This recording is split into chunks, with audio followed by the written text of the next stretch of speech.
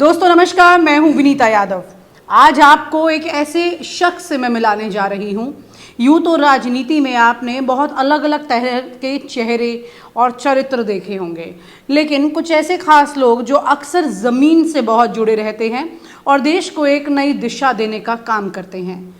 उनके बारे में बहुत कम लोग होते हैं जो जान पाते हैं कि उन्होंने किस तरह से अपनी पूरी ज़िंदगी देश के लिए उस तरह से समर्पित की जिसके बारे में आपको शायद भनक भी नहीं लगी, या फिर यूँ कहे कि मार्केटिंग कम की।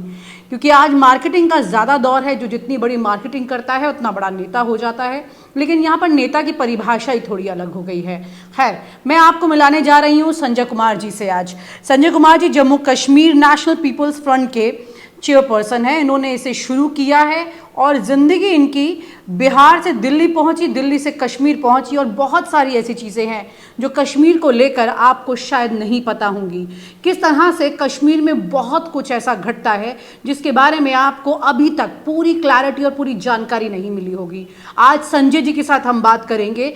इनके व्यक्तित्व के साथ साथ आपको बहुत सारे रहस्य ऐसे खुलने को मिलेंगे जिन्हें जानने के बाद में आपको यह एहसास हो जाएगा वाकई में किसी और नेता को सुनने से ज़्यादा बेहतर है कि संजय जी को सुना जाए।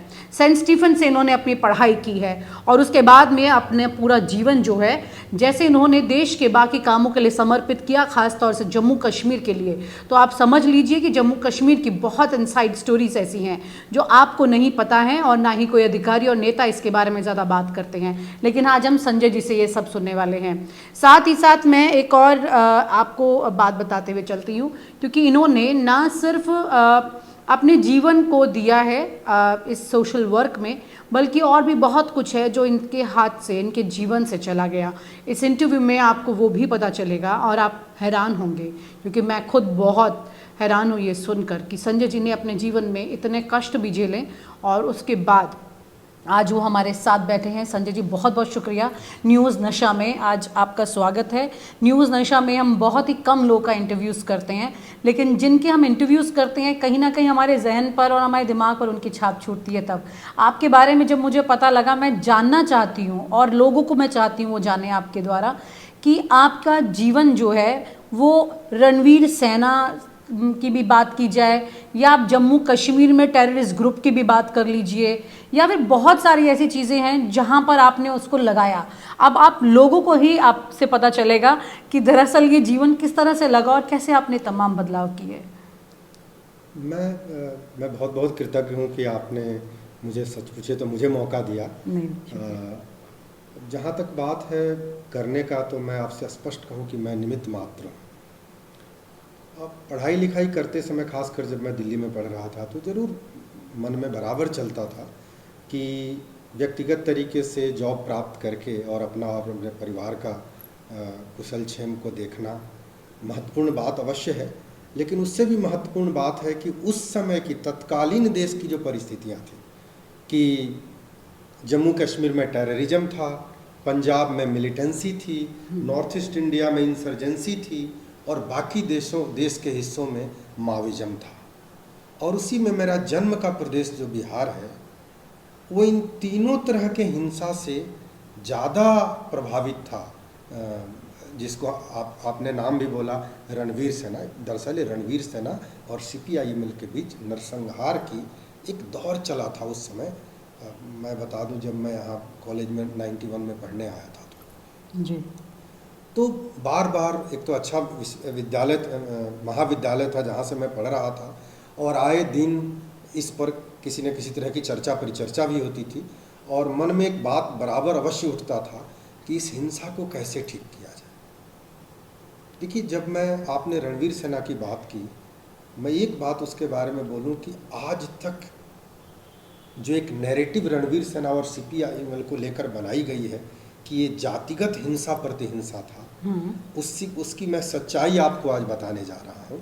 सच्चाई ये है कि इस देश में, देश की आज़ादी के बाद पाकिस्तान को छोड़कर अगर किसी अन्य देश ने इस देश में किसी राज्य को में हिंसा प्रायोजित किया, इस देश की एकता और अखंडता को समाप्त करने के लिए, इस देश में आर्थिक सुधार का कार्यक्रम शुरू ही हुआ था उसको बर्बाद करने के लिए, और इस देश में जब मुश्किल से 30% भी लिटरेसी रेट नहीं थी, तब श्रीमती गांधी के सरकार को लोगों ने उलट फेर दिया था। कहने का मतलब कि जो एक जनतांत्रिक और प्रजातांत्रिक मूल्य था इस देश के लोगों में, इस देश की हवा में, उसको समाप्त करने के लिए, और इसमें प्रत्यक्ष भूमिका निभाया था चीन ने। तो आज मैं आपको बताऊं कि ये जातीय हिंसा प्रतिहिंसा नहीं थी। आज जो एक नैरेटिव वर्ड बहुत पॉपुलर हुआ है, उस जमाने में जब मीडिया इतना ख्याति प्रख्यात तरीके से नहीं सब चीज़ों को सामने लाता था, उस समय चीन द्वारा यहाँ के लोगों को ले जाके, जिसमें तत्कालीन बिहार और पश्चिम बंगाल के लोगों को ले जाके, यहाँ के कुछ मीडिया से जुड़े हुए लोगों को ले जा करके, यहाँ के कुछ वैसे बुद्धिजीवियों को ले जाके चीन के अलग अलग हिस्सों में प्रशिक्षण दिया गया। जब 10वीं चीन की कांग्रेस हुई, उसमें ये लिखित में सुनिश्चित किया गया कि भारत को कैसे डिस्टर्ब करना है, भारत में किस तरह से माओवाद पे आधारित जो सोच है उसको प्रचारित और प्रसारित करनी है, और वो कौन सी भूमि है जिसको अगर डिस्टर्ब कर दिया जाए तो पूरे देश में उसका असर होगा। और उन लोगों ने जानबूझ के बिहार को चुना। बाद में उन्हीं के हिसाब से नैरेटिव बनी कि अगड़े पिछड़ों के बीच या दो अलग अलग जाति या जातीय समूहों के बीच आपस की हिंसा है। बात ऐसी नहीं थी। और मैं बड़ा कृतज्ञ हूँ कि जो सोच पढ़ते समय शुरू हुआ था कि कैसे इस हिंसा को समाप्त करने में मेरी भी एक भूमिका हो सकती है, या अगर इस तरह की हिंसा जारी रहे तो भारत का आर्थिक सुधार कार्यक्रम का कोई मायने नहीं रहेगा। तो जब मुझे वहाँ संलग्न होने और उसको ठीक करने का मौका मिला, तो मैंने बड़े बारीकी से सब चीज़ का अध्ययन किया, क्योंकि मैं पढ़ लिख कर भी गया था, ऐसा नहीं आप था। स्टीफन से पढ़ के गए थे? जी जी जी। और देश का सबसे बेस्ट कॉलेज जी जी जी। और उस समय फिर दोनों समूह को एक टेबल पे लाना, तत्कालीन भारत की सरकार, तब आडवाणी जी गृह मंत्री थे, उन तक ये बात पहुंची।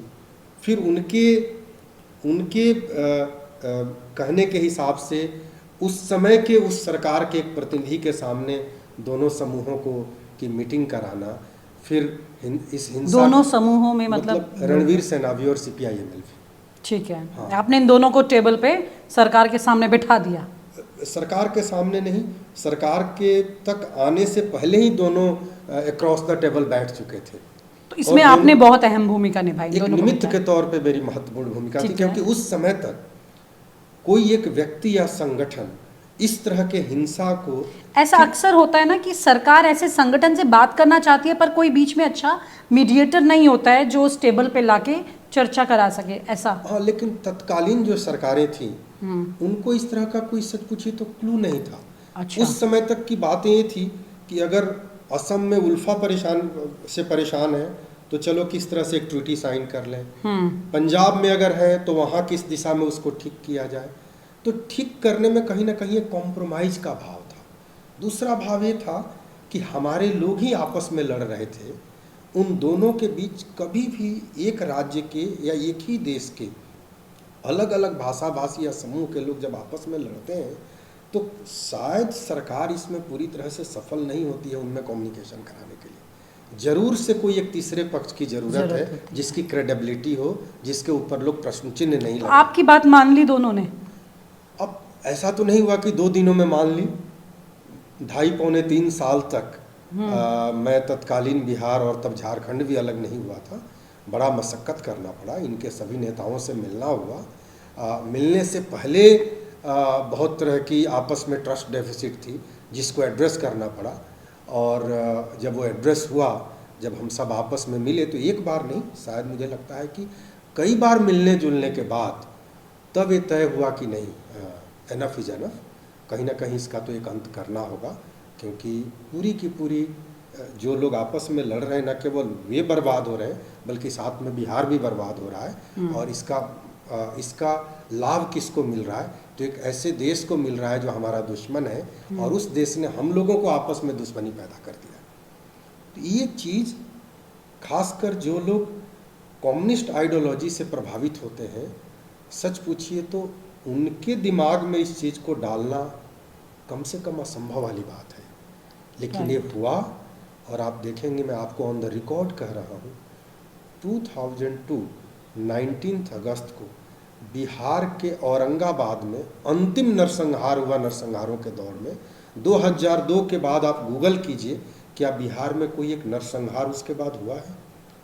जबकि जिस जंगल राज की बात की जाती है वो जंगल राज बाद में भी कंटिन्यू रहा, कमज़ोर और मजबूत सरकार आती रही जाती रही, प्रशासनिक तरीके से नीच ऊंच बातें होती रही राज्य में, लेकिन उसके बाद एक भी नरसंहार नहीं हुआ।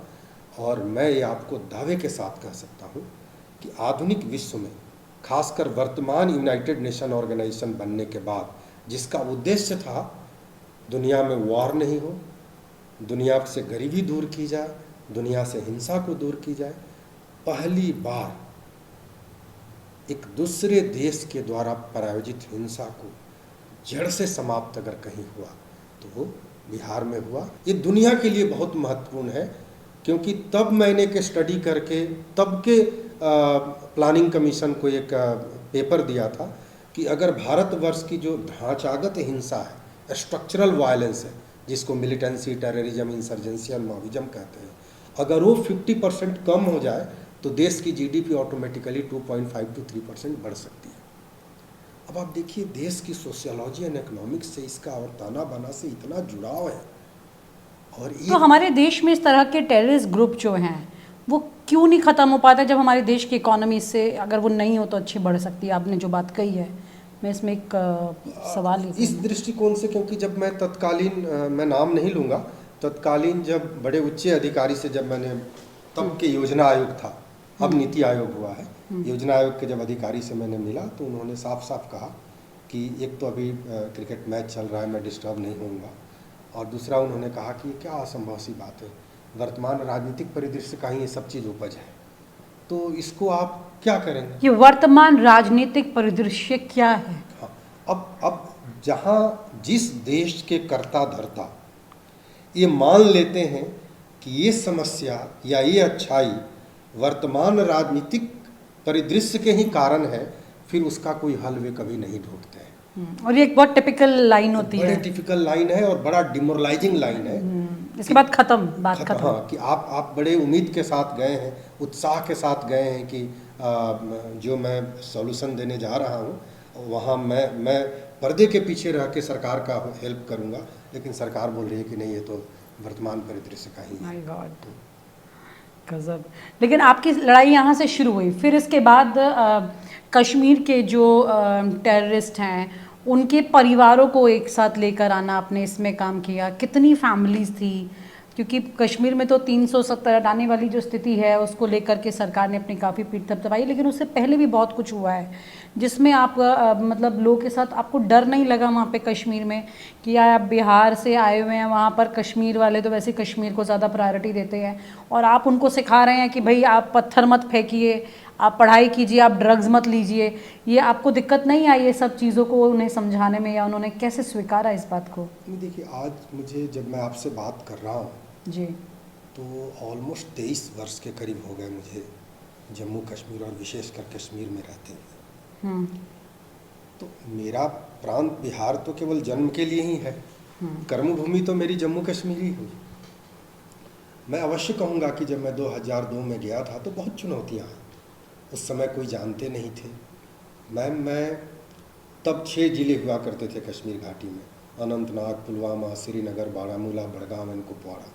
इन 6 ज़िलों के 99 लोकल परिवारों में मैं रहा हूँ 2005 तक। 6 जिलों के 99%? 99 परिवारों में, 99 परिवारों जब में। मैं अपनी कश्मीर डायरी लिख रहा हूँ, जम्मू कश्मीर की डायरी, जी। तो मैं उन सभी परिवारों को लिख रहा हूँ कि जिन परिवारों में मैं रुका। अब देखिए, जिन परिवारों में रुके उनकी कोई शक होते थे, डाउट होते थे कि ये बाहर का आदमी, कोई एजेंसी का आदमी, क्योंकि वहाँ एजेंसी वर्ड काफ़ी फेमस है, बहुत फेमस। हाँ।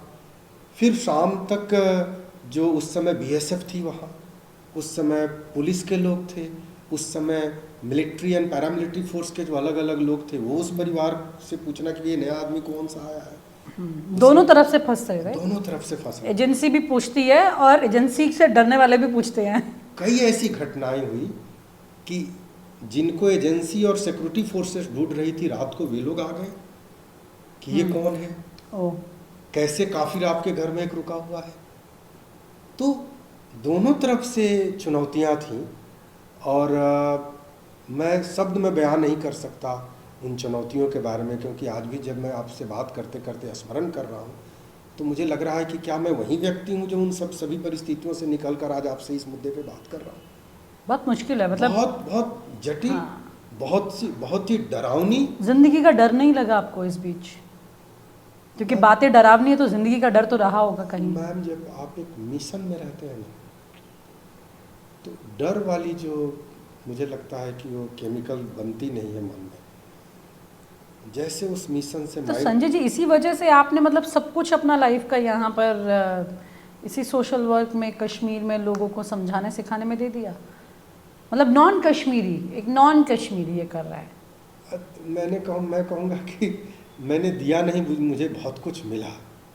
कश्मीर जैसे एक आध्यात्मिक, एक रूहानी भूमि में काम करने का मौका सबको नहीं मिलता। दूसरा, आज मैं देख रहा ये भी एक बड़ा कॉम्बिनेशन है, आध्यात्मिक और रूहानी। हाँ, ये दोनों चीज़ें एक साथ होना भी बड़ा मुश्किल है कश्मीर में। हाँ। ऐसा कुछ आप बता सकते हैं कि मतलब, क्योंकि मज़हब वाली जो स्थिति है, जहाँ एक तरफ आप भगवान में बहुत यकीन रखते हैं, वहीं दूसरी तरफ आप उस जगह काम कर रहे हैं जहाँ पर मज़हब को लेकर के ही सबसे ज़्यादा लड़ाइयाँ रही। अरे ठीक है, हम लोगों ने वहाँ पे काउंटर रेडिकलाइजेशन को लेके बहुत सारे प्रोग्राम्स किए हैं। अच्छा। उस दिन किए हैं जिस दिन पाकिस्तान दिवस मनाया जाता है, ओ 23 मार्च को। मैं आपसे शेयर करूंगा, पिछले साल 23 मार्च को मैंने ड्रग के खिलाफ एंड इसके खिलाफ श्रीनगर में एक पदयात्रा की थी हजारों लोगों के साथ। आप ड्रग के खिलाफ थे और वहाँ बहुत सारे ऐसे ग्रुप हैं जो चाहते हैं युवाओं को ड्रग्स दें और अपने हिसाब से बरगलाएं। उन ग्रुप्स ने नहीं आपको परेशान किया? नहीं, बहुत परेशानी हुई, और आज भी मैं उस चुनौती को फेस कर रहा हूँ। देखिए मैम, क्या आपको लगता है इनमें नेताओं का हाथ होता है? जहाँ भी स्ट्रक्चरल वायलेंस है ना, 12 से 15 वर्ष के बाद जब वो हिंसा करीब करीब समाप्ति की तरफ या कम होने की तरफ बढ़ती है, तो आपको केवल हिंसा का दौर कम होते हुए नजर आता है। जितना हिंसा कम होती है उस जगह को कुछ और नकारात्मक चीज़ें भरती हैं, जिसमें ड्रग प्रमुख है। दुनिया के कहीं का भी अगर आप ढांचागत हिंसा का इतिहास देखें तो 12-15 वर्ष के बाद ड्रग ने उसको टेक ओवर किया ही किया है। आप अपने देश में भी देख लीजिए, पंजाब को देख लीजिए, नॉर्थ ईस्ट इंडिया को देख लीजिए, बिहार को देख लीजिए जहाँ पे इस तरह की बातें थी, और कश्मीर को देख लीजिए।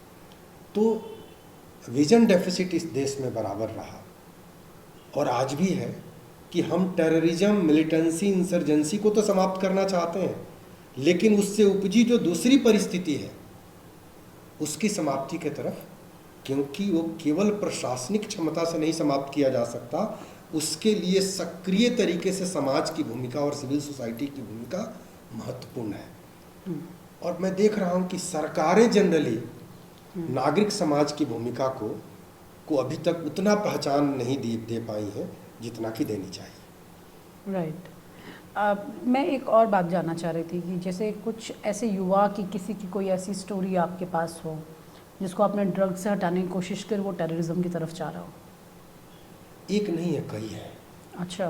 पर मैं हाल की 2-3 घटनाएं आपको बताऊंगा। जी।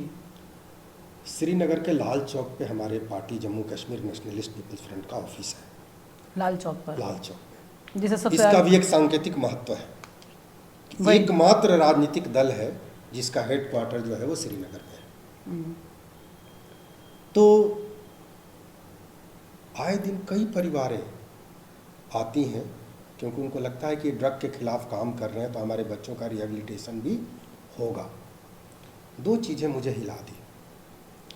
एक फैमिली आई और माँ और बहन आई और उसने ये पैरवी करने मुझसे आए कि मेरा बेटा अभी भी थाने में बंद है, आप उस SHO को प्लीज़ एक मेरी तरफ से पैरवी कर दीजिए ताकि हमारे बच्चे को रिलीज नहीं करें। आम तौर पे माएँ अपने बेटे के लिए पैरवी करने आती हैं कि बोलिए रिलीज कर दें। यहाँ एक माँ आकर बोल रही है कि रिलीज नहीं करें, क्योंकि वो इस हालात में जब भी आता है तो माँ और बहन के भी इज्जत को ख्याल नहीं रखता। ओह, ये देखिए एक स्थिति। वहाँ कई तरह की पारिवारिक परेशानियां हैं ना, कई लड़कियों की शादियां नहीं हो रही परेशानी है। दूसरी तरफ एक माँ अपने 3 बेटियों को मेरे पास लेकर आई, और उसमें सबसे छोटी बेटी आई थिंक 14-15 साल की थी, शी वाज प्रेग्नेंट, एंड बात निकल कर ही आई कि इसका बाप ड्रग में है और ड्रग की आपूर्ति करने के लिए पैसा चाहिए, तो ये जो बच्चे हैं वो प्रोस्टिट्यूशन में चले गए।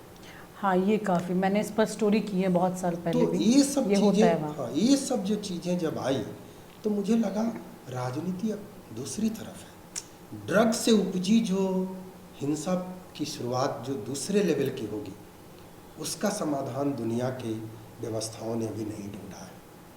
तो किसी न किसी को तो इसका समाधान ढूंढना होगा। और एक और परेशानी जो भी आपके सामने आ रही है, जो कई हज़ार लड़कियां जिनकी शादियां नहीं हो रही कश्मीर में। एक सोशियोलॉजिकल स्टडी है, आई थिंक सोशियोलॉजिकल स्टडी का नाम है social impact of militancy in Kashmir valley, जिसमें उन लोगों ने बताया कि ऑलमोस्ट 40,000 से ज़्यादा लड़कियां हैं उस जो मैरिजेबल एज को पार कर गई हैं। वे जब छोटी थी तो उनकी एज ग्रुप के लड़के टेररिज्म के लिए ट्रेनिंग लेने पाकिस्तान चले गए। इस बीच वो अपनी पढ़ाई जारी रखी। जब वे टेररिस्ट बन के आए, उसमें से कुछ लोग मर गए, फिर टेररिज्म समाप्त हो गया, उनकी कोई वैल्यू नहीं रही। तो ये जो पढ़ी लिखी लड़कियां हैं, उन्होंने उनसे शादी करने से मना कर दिया। आपने उनकी मदद की?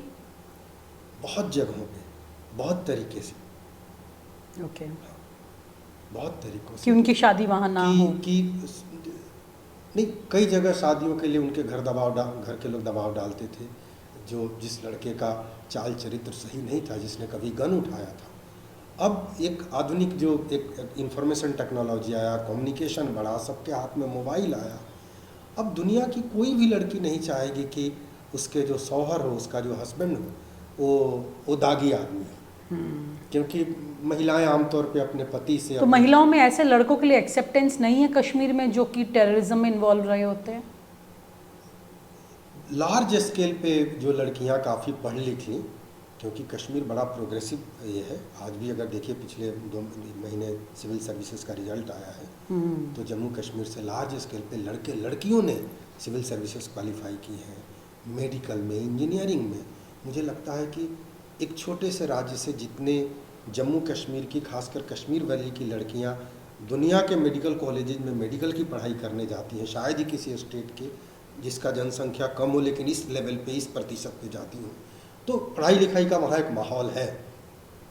उसमें किसी को भी लगेगा कि अगर हम पढ़े लिखे हैं तो हमारा जो पति हो वो भी पढ़ा लिखा हो। सही बात है, बिल्कुल। मैं एक बहुत अहम बात इंटरव्यू के शुरुआत में मैंने कहा कि बहुत कुछ ऐसा है जो उन्होंने अपने सोशल वर्क में दिया, लेकिन कुछ ऐसा भी है जो कि बहुत कुछ है अपने आप में जो इनसे छिन गया। जैसा मैंने इंटरव्यू की शुरुआत में भी कहा था कि बहुत कुछ ऐसा है जो उन्होंने लोगों को दिया है, लेकिन काफ़ी कुछ ऐसा है जो उनसे छीना गया। मैं चाहूँगी कि संजय जी खुद उस बारे में बताएं कि क्योंकि काफ़ी कष्ट वाली, पीड़ा वाली बात है कि कुछ वक्त पहले ही इनके पिता का साया इनके सर से इसलिए उठा क्योंकि इन्होंने लोगों के लिए जो मदद की है, जो काम किए हैं। क्या हुआ था आपके पिताजी के साथ? पिछले साल 23 जुलाई को, चूँकि मैटर अंडर इन्वेस्टिगेशन है और बहुत सटल लेवल पे और बहुत कुछ इससे निकल कर आ रहा है, इसीलिए मैं इस साक्षात्कार में मैं खुलकर नहीं कुछ बोलूँगा, क्योंकि जो सब जुडिस हो और इन्वेस्टिगेशन में हो, शायद जिसका मैं स्वयं हिस्सा हूँ, सब हेल्प कर रहे हैं, असिस्ट कर रहे हैं कि इन्वेस्टिगेशन राइट डायरेक्शन में जाए और कल्प्रिट जो है वो पकड़े जाए। पिछले 23 जुलाई को मेरे फादर को किडनैप करके असैसिनेट कर दिया गया। और क्या उम्र थी उनकी? 80+ थी। और क्या करते थे वो? फार्मर थे, पिछले कुछ समय से एक आम किसान थे। हाँ, एक आम किसान थे और पिछले कुछ वर्षों से किसान का भी काम नहीं करते थे, घर पे बुजुर्ग थे। तो बुजुर्ग थे। और फिर क्यों उनके साथ ऐसा क्यों? मुझे लगता है मैं आप ही को ये बात बताऊंगा अगली बार इंटरव्यू में, जैसे इसके रिपोर्ट आते हैं। लेकिन जो बातें अभी तक प्रारंभिक तौर से निकल कर आई है वो बड़ी ही डरावनी है। मैंने तो बहुत बहुत बड़ा चीज़ खो दिया, लेकिन अगर जिस दिशा में सब चीज़ जा रहा है, इन्वेस्टिगेशन की जो प्राइमरली जो बातें सामने आई हैं, मुझे लगता है कि एक व्यक्ति के साथ साथ देश और समाज के लिए भी चिंता करने का विषय है। कुछ समय के लिए, क्योंकि 7 डेज के बाद उनकी डेड बॉडी मिली थी। मैं मैं उनको पहचान भी नहीं पाया। कोई वीडियो आपके पास आया था? हाँ, अभी मेरे पास तो नहीं है, जहाँ है क्या था वीडियो में? कि उसमें किस तरीके से उनको असैसिनेट किया गया था। ऐसे आपको वीडियो भेजा गया? मुझे नहीं भेजा गया, जहाँ भेजा गया, क्योंकि मैंने आपको बोला ना कि इन्वेस्टिगेशन में है, तो इसीलिए मैं कुछ नहीं बोलूँगा। आपके लिए ये धमकी थी बहुत बड़ी? देश के लिए धमकी है एक तरह से, कैसे? कि कोई भी एक व्यक्ति जो राष्ट्र हित में देश को हिंसा मुक्त या देश को आगे बढ़ाने में एक निमित्त के तौर पे योगदान दे रहा है, अगर इस तरह की घटनाओं से डिस्करेज होगा, हतोत्साहित होगा, तो सरकारें सामान्य तौर पे सुधारक नहीं होती। और सुधारक जो है सामान्य तौर पे शासन प्रशासन वाले लोग नहीं होते। और दोनों के कॉम्बिनेशन से, दोनों के बीच समता से ही एक देश जो है राष्ट्र बनता है, और एक राष्ट्र जो है वो ग्रेट नेशन बनता है, महान राष्ट्र बनता है। तो मैं इस दृष्टिकोण से कह रहा हूँ कि अगर मेरे जैसे लाखों लोग इस देश में, मे भी करोड़ों लोग इस देश में लगे हुए हैं अलग अलग दिशा में, और इस देश को महानता की तरफ लेकर जाने में अपना योगदान दे रहे हैं, मैं नहीं चाहूँगा कि वैसे लोग हतोत्साहित हों, डिस्करेज्ड हों। खासकर मैं एक ऐसे सेंसिटिव स्टेट में हूँ जहाँ मैं पहली बार औपचारिक तरीके से ऑन द रिकॉर्ड इस बारे में बोल रहा हूँ। सच पूछिए, जम्मू कश्मीर में भी कोई ये नहीं जानता कि मेरे फादर को असैसिनेट कर दिया गया।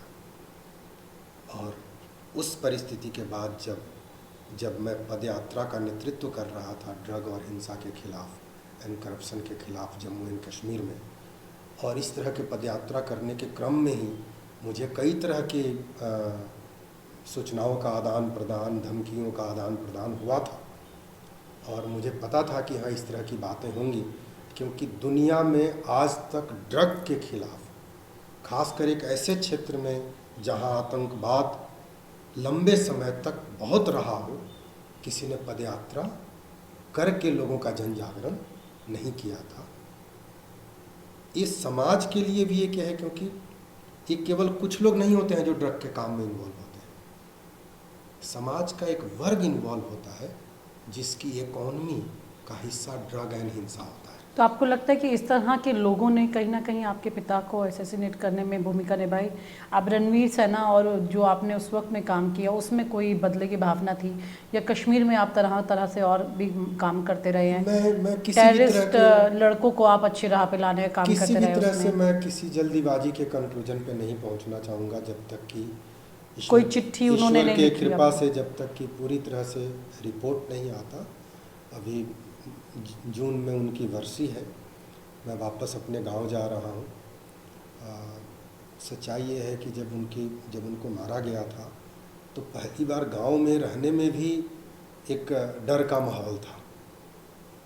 मैं अपने गांव में नहीं रह के उनके श्राद्ध क्रम करने के समय मैं अपने डिस्ट्रिक्ट के सर्किट हाउस में रहता था, जो प्रोटेक्टेड ओके। इस तरह का। तो आपको अपने गांव में जाने में भी डर है? एक माहौल तो था उस समय, और आज भी हो सकता है, क्योंकि मुझे फिर 1 साल के बाद उनकी वर्षी है, जो परंपरा है, जो संस्कार। मतलब आप जम्मू कश्मीर में काम कर रहे हैं और आपको रोकने के लिए एक तरह से जाकर के बिहार में आपके पिता को असैसिनेट किया।